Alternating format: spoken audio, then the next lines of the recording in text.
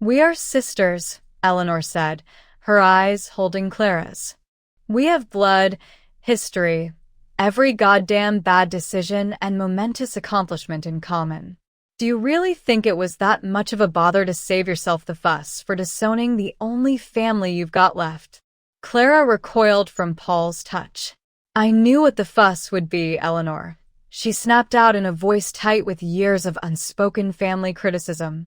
"It would not have been a festive moment. It would have been an inquisition. A judgment. I did not care what you thought about when, or on whom, or, for the love of God, why I waited until I was 47 to damn well do it. I chose peace." The atmosphere had curdled completely. The single appropriate dignity Eleanor had worked so hard to construct for her landmark evening was now a sticky, hysterical disaster. Eleanor glanced around the demolished table, at her mother weeping softly and Aunt Miriam mouthing condemnations into her napkin, then back to Clara, who was braced defiantly with both hands on the arm of her new husband as if shielding herself from something. "Now you had your piece," Eleanor said, grabbing her napkin and throwing it onto the plate.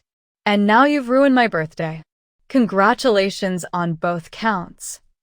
Eleanor left the dining room and did not turn around. The betrayal wasn't the marriage, it was the calculated, planned silence. Clara had not only gotten married, she had tied the knot in a way that slashed all maternal cords forever and ever in what should have been her sister's finest hour on stage for her grand exit. The party was over, and the lingering sediment of that secrecy would muddle things between them until they were both old. Thanks for watching. The silence was not of the respectful sort. It was the loud, stifling silence of a room with a bomb suddenly disclosed underneath the hors d'oeuvres. Eleanor slowly lifted her wine glass and then put it back down, setting the crystal to rattle ever so slightly as though it made a noise like thunder. All eyes were on Clara, but Eleanor was looking at the space between them, those 18 inches of mahogany table that it seemed to her divided their histories. "Tuscany," repeated Eleanor, and felt the starkness in the name. "3 weeks ago. And you chose to tell us." "Now." "At my 50th. Clara's gaze at length met her sister's, and there was no contrition in it, only a defiant explanation held warningly aloft behind the flash. "It was our choice, Elle. We didn't want the fuss." "The fuss." Eleanor jerked her chair back, the loud scrape of wood on stone eliciting gasps from around the room. Sometimes when Serena was speaking, her voice so self-contained, mannered, and you would grasp just how harbored the resentment she had kept about hitting Samantha those 20 years earlier.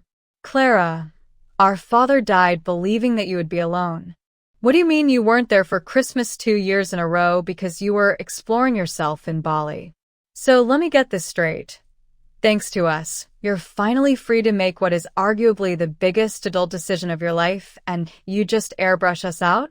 Paul's hand lightly laid on Clara's shoulder only made Eleanor angrier. The night continued with strained helpings of salmon and unspoken family judgments. Eleanor stared at Clara, who had never uttered a serious word about domesticity, who lived on the spur of the moment and where it took her, suddenly turning into an embossed invitation to a lover. She didn't hold Paul's hand under the table, but the closeness and those glances across the flickering candlelight felt rehearsed somehow or calculated. Eleanor was getting ready to shut the entire anomaly down, dismiss it, and leave it behind like yet another of Clara's nonsensical middle-aged flings, when their mother, Agnes, delivered the death blow. Agnes, whose life was status and gossip, jerked forward to squint past the great floral centerpiece. The index finger on Clara's left hand glistened in the chandelier light.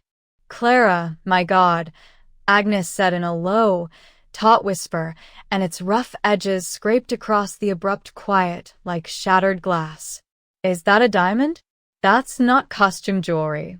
Half the forkful of food that Clara had just raised to her mouth remained there, untouched. She couldn't look at Eleanor. She looked down at the table runner.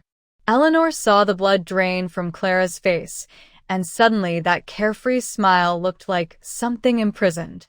"Yes, mother," Clara replied rather too flatly. "It is a diamond.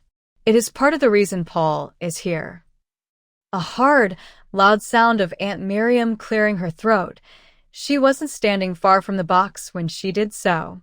Suddenly, Eleanor was dizzy with panic. She wanted Clara to laugh, to call it a present, to lie. But, for once, Clara went for brutal honesty. "Paul and I got married 3 weeks ago," Clara announced to the table, breaking the silence with an intonation as if to challenge it. A small ceremony in Tuscany, very quiet. She said nothing about marriage until she showed up married at her sister's birthday. The air in Eleanor's dining room was heavy with the smell of lilies and the quick, anxious energy of a woman on pursuit of perfection. It was her 50th birthday tonight, a milestone that required dignity and control, offered in the form of perfectly laid tables. There was not a silver fork out of place. Each family member, her judgmental Aunt Miriam, her ever-worried mother, Agnes, sat before her and was present. Except for Clara. Clara, Eleanor's sister by 3 years' age, came 40 minutes late in a sudden drafty gust through an otherwise perfectly sealed window. And not just late, but accompanied by a man Eleanor had seen only once before, years ago, at a terrible gallery opening. "Thank God you made it, Clara," Eleanor hissed, drawing her over by the coat rack and speaking in the loud whisper deemed most suitable for intimates. "Who the hell is this?" Clara, who in 2 decades had treated expectations like dust motes to be ignored, smiled her wide, careless smile that Eleanor always envied and hated. "This is Paul, honey, my little sister. This is Eleanor, Paul, the birthday girl." Paul, the lanky chap in a perfectly tailored suit that at the same time looked a bit too everyday for the occasion, reached out his hand to Eleanor. The light in his eyes was friendly, but wary.